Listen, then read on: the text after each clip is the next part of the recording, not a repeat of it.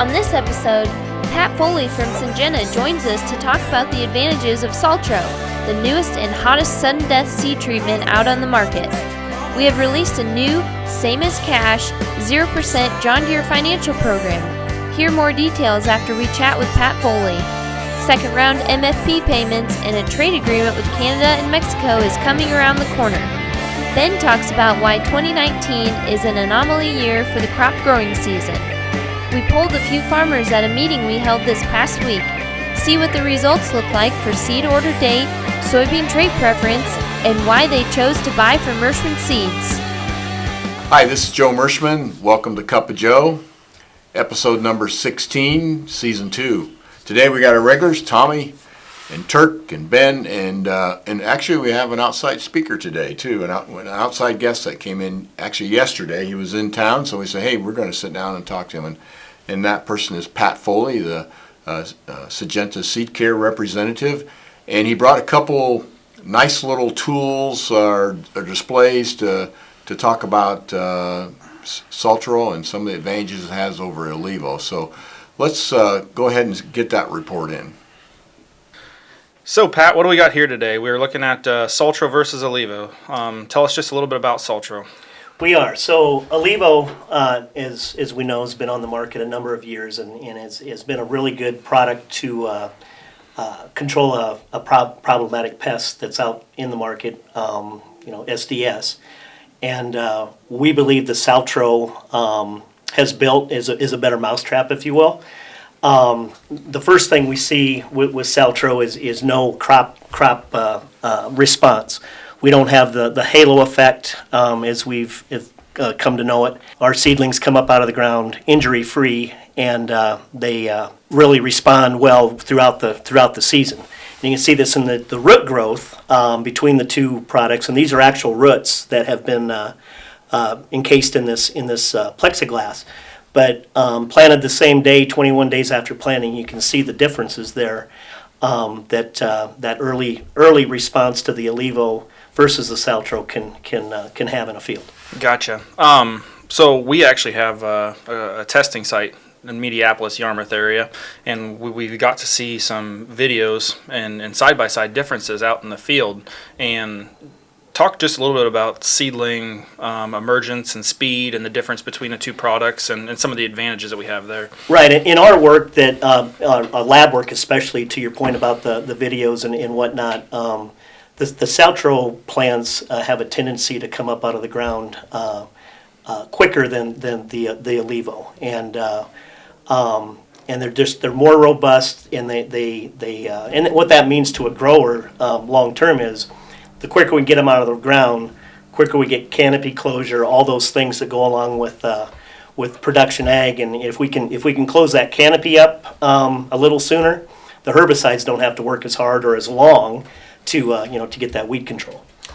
Pat, I've always said that the most important time in a soybean's life is emergence and then rain during pod fill.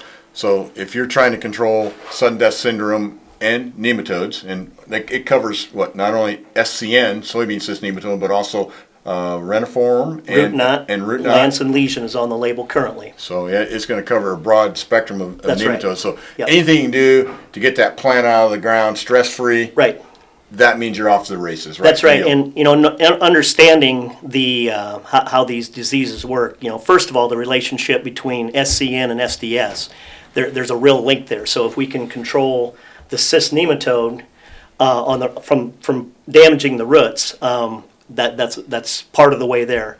Then the other thing is with SDS, that infection from the fusarium comes very early in the season. So we got to protect those young seedlings so we don't get that expression of the symptomology in the later on in the growing season in the late summer, early fall. So and both products kind of behave that way, but we believe that we're a bit better on the SDS piece of that. So what you're saying is, Pat, if you don't have cyst nematodes poking holes in the roots, you don't have the door open for the fusarium, which is the sudden death syndrome fungi to infect the root, yep. which then shows up later in August as the damage out in the field. So the two go hand in Hand glove. in hand, absolutely, they do, and it's when we launched our Clariva product, we saw in some cases where we would see less SDS, but the Levo at that time was a skosh better on the SDS, and now with Saltro, we've closed that loop and we've got the dual action same as the Levo. Well, this is a great illustration. It's enhanced 300 times on the cotyledons, and then the roots are the actual roots. But off to the races, man. The faster you can get that plant on the ground, that's going to be less contact underground with all kinds of different pathogens that can affect stand. Right, that's right, and it takes the we see the plant above ground, but in reality, it's what's going on below ground is why, that's the wheelhouse right here. You got to have a healthy root system with a lot of forks and tips, because that's where your moisture and nutrients are brought into the plant. And you can see there that there's a significant difference there. Bottom line, farmers are interested in yield. That's correct. What are you seeing between the difference if a farmer uses the same variety, puts a Levo on it, versus Saltro?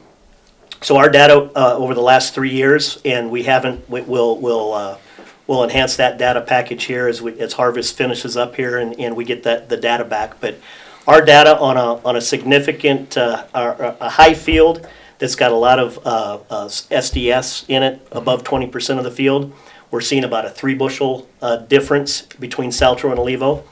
On those fields that are say more run of the mill, not as high SDS pressure, we're still seeing about a 1.8 bushel difference. And that's over a 3-year period over multiple data points. So we're extremely confident in the ability of Saltro to be the product of choice. And we know that the market's out there. There's a need for this. This past year, SDS was probably a bit more prevalent than even the year before.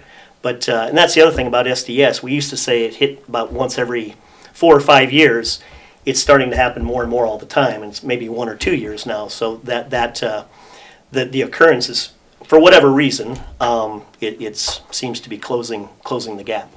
Once you have SDS, Ben, it's always in the field. It never goes away. Correct. You'd have to go through multiple generations, multiple years of wheat and corn and some other things, but like sudden death will still survive on corn roots, so a 2-year rotation doesn't necessarily limit your sudden death. One of the things that I like about both Saltro being the better product and Levo in the past is it's a inexpensive insurance policy for a lot of the guys that are planting so much earlier in the cooler, wet conditions. And correct me if I'm wrong, that could be why we're seeing a lot more of this, because there's a lot more beans planted in April. Right. Over the years, we've seen a big push to earlier planting, because the university have proven and others that the earlier we get in that field with soybeans, your yield potential goes up. But with that comes the challenge of those early environments of cool, wet, and seed treatments overall in general, I think have allowed growers to enjoy the ability to get in earlier. And this newer technology like Saltro even enhances that ability to do that. So when you're planting cool, wet, you're slowing down the process of emergence on soybeans, and then if you're having the Levo chemistry on it, you're probably shifting down another gear, you might say, where Saltro you're not going to have anything encumber that emergence process for the temperature. No hurdle there to slow that down. And then the yield advantage, I don't know about you, Pat, but I think this would be a step forward and a step change for farmers trying to control sudden death and nematodes. Right. Well, anything we can do. We all know in agriculture that there's been there's some stress times here as far as commodity prices and for whatever reason. So anything we can do to add bushels to the bin and ultimately to the bottom line is going to be in our favor. And Saltro's price competitive with the Levo, so absolutely, it's just really a matter of deciding which side of the fence you want to get on, and well, I'd be getting on the Saltro side if it was me. It's an exciting time. I've done seed treatments for right at 15 years, and there's been 2 products in my career that have had the launch that Saltro has, and one of them being Saltro, the other one was an insecticide that came earlier, about 15 years ago. But it's a fun product to be associated with. Well, Pat, we are so happy that you had the ability to stop by and see us today and show us these new displays to Thanks for kind having of me. emphasize the advantages, you can see with your own eyes that Saltro has, and of course, the farmer's going to see it next year in his hopper and his combine. Yep. So that's great. Yep. Thank you for having me. You bet. Well, thanks, Pat. We really appreciate taking time to come to West Point and give our listeners an update on Saltro versus Olivo. Now let's get back to the business at hand. We don't have a lot of time. I know farmers are finishing up, so we'll kind of keep this as short as possible. We'll start with Tommy today. Sure, Joe, sorry. Sure, Joe. Call me anything but late for supper, Tommy. Sure, Joe. I want to talk a little bit. It sounds like the Enlist platform is still performing very, very well for a lot of these growers out here. We're looking at some of the Ag Talk results, and for example, this guy here said he had planted 80 acres of a 3-2 Enlist E3 bean. They were perfectly clean in a field with decent mare's tail and water temp pressure. Oh, and they were my highest yielding field. Will likely go 100% E3 next year. So these are a lot of conversations that we're hearing a lot from our customers that and seed growers too that tried the Enlist E3 system, clean fields with high yields. Also hearing a lot of good information from the LGT27 side of things. Really good yields. I had a customer in the northern Des Moines County area that had late June planted beans. He had some fields that were averaging up in the 75, 74 bushel area, which is very phenomenal with the late planting and the weather that we had. One more thing, Joe, is I wanted to add on top of this, to take advantage of getting these Enlist E3 soybeans and LGT27 beans that are starting to really kind of fly off the shelves, is our new JDF program, 0% financing. The John Deere Financial. Yes, sir. Same as cash. Same as cash. Farmer first financing is what we're calling it, and that gets you can same as cash discount, 0% financing until January 15th. So there's no catches. I got a lot of phone calls yesterday. No hidden fees. No hidden fees. There is no catch. It's 0% same as cash till January 15th. So if you order your seed by January 15th from your local Merschman Seed dealer, you can put it on in John Deere Finance and pay 0% financing to December of 2020. Yeah, correct? absolutely. And there's no additional costs. No catch, no hidden fees. It is same as cash. It's 0%. So you get the cash discount, plus you get 0% financing. Absolutely. So, and this is our way of showing the farmers appreciation to help with that cash flow issue that they're having, help them with their decision and with their seed purchase of already a great price for the Enlist E3 technology and the LGT27s. But you want to talk about return on your investment, Joe. Yep. I mean, that's going to help a lot with cash. When it comes to that yield, and you talk about Ag Talk, the blog that farmers basically talk to each other on. Yeah. There's an old saying, so you can't fool a kid, can't fool a dog. I think you can say you can't fool a farmer now when it comes to yield on these soybeans. Right. The word is out, and there's no hiding it. So. Great. That's good news. Yep. Turk, what do you have for us today? I just got a couple quick comments. It sounds like the second round of the trade assistance is going to be coming last half of November and the first part of December. And then the other good news is it sounds like Pelosi is going to try and get the USMCA through before the end of the year. Oh, the trade agreement. Yeah, so that's good news. That's the one with Mexico and Canada, correct? Yeah, and so if we can get that done, be a really good year in for us. Oh yeah, that's you're hearing all the other noise in Washington, and it's good to hear something positive. Nancy's being productive. Mm-hmm. Ben, what do you have today? I know you got to get out to the field today, don't you? Yep, we're getting ready to go. After we get done shooting this, we're going to go look at some June planted corn that a farmer here locally in Lee County thinks that his June planted 9714 is doing 250 bushel plus. Wow. So he's extremely excited about it. I'm excited to go weigh it. That kind of ties into what I wanted to talk about is how this year has just been such an anomaly of a year because we're looking at Warren Stein has sent me a bunch of their data. They're getting wrapped up on the majority of their test plots and stuff and their elite trials, and we're actually seeing linear regression formulations that are completely different than anything that they've had in the Well, past. that linear regression is, generally speaking, it goes up. As you go fuller season, the yields go up. But this year, you're not seeing, as you went fuller season, the yields going up? Correct, and that would have to do with the year that we have, and that's explaining why this June corn is yielding as well as it is, because we're having, earlier season varieties planted later have taken advantage of the rain and some of that other stuff, but the fuller season varieties may not have made it through maturity as well and things. They of just that didn't have case. enough to finish, not enough heat to finish. Correct. So So that would linear regressions usually look, like what you said, the higher, later maturing corn crop takes advantage of as much of rainfall and sunlight and that thing that to try to maximize your growing season out.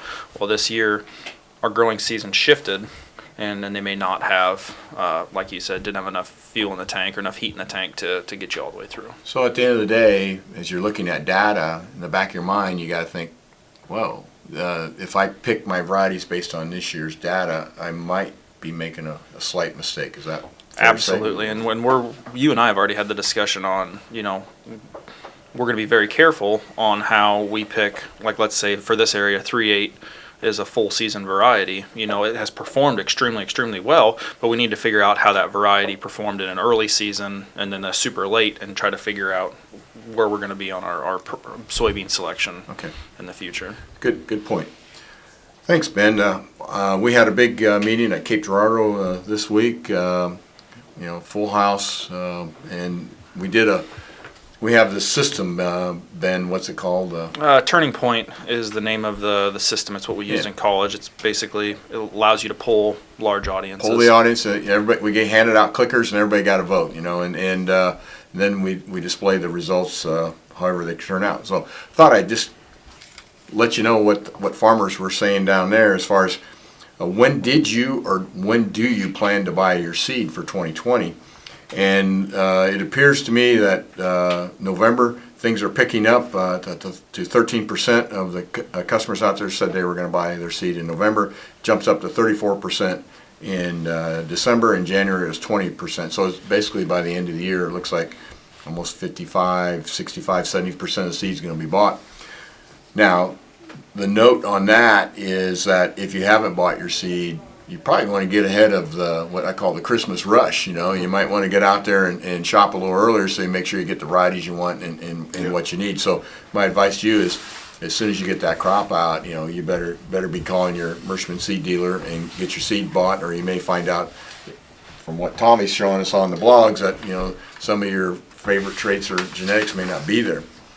So always pays to plan ahead, and we've always found that farmers that plan ahead tend to make the most money. Also, we polled them on what soybean trait platform you're going to use for 2020.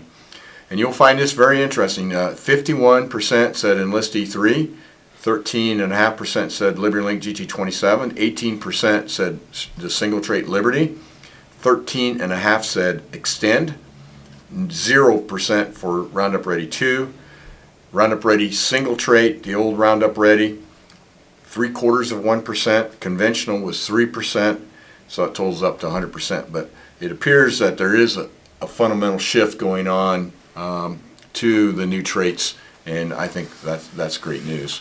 The other thing that we wanted to ask them is, what's the number one reason why you buy from Merschman Seeds? And you may find this interesting. Despite what everybody says, the salesman or the dealership was the number one answer with 30%.